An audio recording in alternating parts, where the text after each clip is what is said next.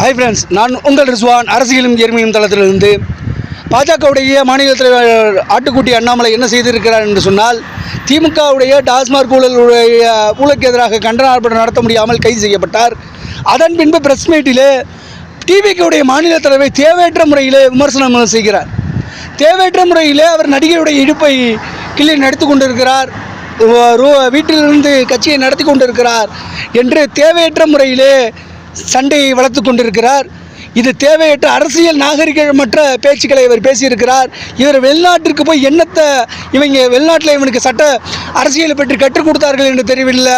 ஒரு தலைவரை, ஒரு மாநில தலைவரை விமர்சிக்கும் போது எவ்வளவு கண்ணியமான வார்த்தைகளை பயன்படுத்த வேண்டுமோ அதை பயன்படுத்தாமல் கீழ்த்தரமான சாக்கடை கழிவு போல வார்த்தைகளை பயன்படுத்தியிருக்கிறார்.